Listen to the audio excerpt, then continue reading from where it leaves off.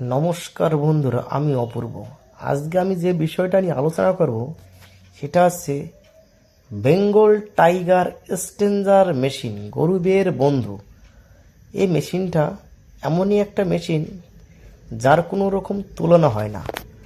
আপনারা যে কোনো কাজ, যে কোনো সময়, যে কোনো প্রোগ্রামে আপনারা এই মেশিনটাকে ইউজ করতে পারবেন। আজকে মেশিনটাকে আমার খোলার কারণ হচ্ছে মেশিনটা প্রচুর পরিমাণে ধুলো। আজকে মেশিনটা 5 থেকে 6 বছর ধরে চলছে, কোনো রকম কোনো প্রবলেম আমি সম্মুখীন হয়নি। আর বেশি পরিমাণে ধুলো থেকে গেলে রেজিস্ট্যান্সের গোড়াগুলো কিন্তু জং ধরে যাবে, এবং জং ধরে গেলে গোড়াগুলো খেয়ে দিলে পারে আপনার আস্তে আস্তে রেজিস্ট্যান্সটা কিন্তু বাতিল হয়ে যাবে। ওই জন্য আপনাদের মিনিমাম মাসে কিংবা 3 মাসে একবার করে মেশিনটা ঢাকনাটা খুলুন, ব্লোয়ার মেশিন দিয়ে সুন্দর করে হাওয়া দিয়ে মেশিনটা পরিষ্কার করুন। কারণ ওই ধুলোগুলো যদি থেকে যায় তাহলে পুরো মেশিনটা কিন্তু আপনার আস্তে আস্তে আয়ুটা কমে যাবে। মেশিনটার আয়ু কমবে না, কমবে এখানে যে ছোট ছোট পার্টস, যেমন কন্ডেন্সার, রেজিস্ট্যান্স, পিএফ, এরকম ধরনের যে গোড়াগুলো আস্তে আস্তে জং ধরে যাবে। জং ধরে গেলে আপনার কিন্তু মেশিনটা আর বেশি দিন চলবে না। চলবে ঠিকই, কিন্তু আস্তে আস্তে আপনার কিন্তু সব কিছু প্রবলেম দেখা দেবে, আস্তে আস্তে যে কোনো একটা রোগ দেখা দেবে। তাহলে এই রোগের হাত থেকে বাঁচতে গেলে আপনার মিনিমাম 3 মাস অন্তর একবার হাওয়া দিন, মেশিনটাকে সুন্দর করে পরিষ্কার করুন। আর কারণ মেশিনটার যে ফ্যানের তো একটা প্রেশার আছে, প্রেশারের জন্য যে ধুলোগুলো সামনের থেকে ধুলোগুলো টেনে নিয়ে সম্পূর্ণ ধুলোটা কিন্তু মেশিনের ভেতরে স্টোর করে বা জমা করে। তার জন্য আপনাদের পরিষ্কার পরিচ্ছন্ন রাখতে হবে যদি মেশিনগুলো আপনার বেশি দিন বা লং জিবি আপনি করতে চান।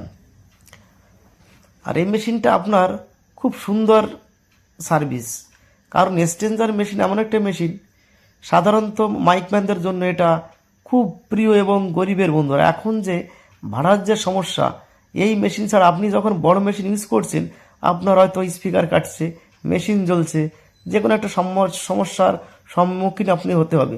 কিন্তু এই মেশিন থাকলে পরে আপনার কিন্তু সেই ধরনের সমস্যার হাত থেকে আপনি বেঁচে যেতে যাবেন।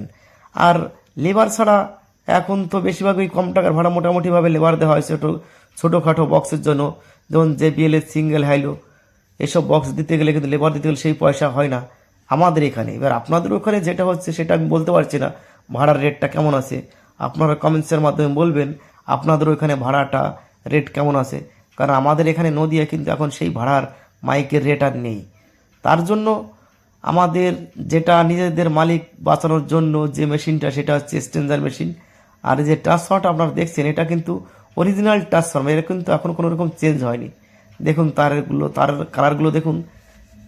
আপনারা যারা মেশিন কিনবেন সাবধানে কিনবেন, কারণ অনেক কপি মেশিন আছে, কপি মেশিনগুলো কিন্তু এরকম এইভাবে এত কিন্তু সেফটি থাকবে না, এত সুন্দর পরিষ্কার থাকবে না।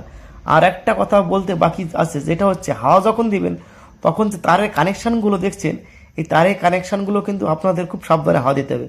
কারণ হাওয়া দেওয়ার সময় তারের কানেকশানগুলো হয়তো একটু নড়ে গেলে কিন্তু আপনার একটু আওয়াজের সমস্যা হতে পারে, লুজ কানেকশানের সমস্যা হতে পারে।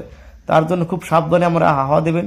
আর ব্রাশ দিয়ে একটু কম না বুঝলে পরে ব্রাশ দিয়ে কখনো পরিষ্কার করতে যাবেন না, কারণ আমি যেটুকু জানি আমার মোটামুটি সমস্যা হবে না, তার জন্য আমি ব্রাশটা দিয়ে পরিষ্কার করছি। ওই জন্য দেখেছেন আপনারা দেখুন তারের গোড়ায় সব জায়গায় কিন্তু আঠা লাগানো আছে।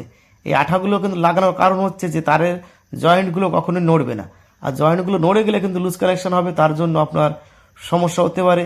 আর একটু সমস্যার জন্য মিস্ত্রির কাছে গেলে পরে কিন্তু পয়সা চোখ মুখ বন্ধ করে আপনাদের বিল করে দেবে 500 টাকা, 1000 টাকা। তাই নিজেদের একটু কাজ না জানলেও কিন্তু আপনারা কিন্তু মাইকের ব্যবসায় লাভ কিন্তু করতে পারবেন না। নিজেদের 50% কাজ জানতে হবে, তাহলে কিন্তু আপনারা সফল হতে পারবেন। তা না হলে এখন যে ভাড়ার পরিস্থিতি, কোনো রকম কিছু করা যাবে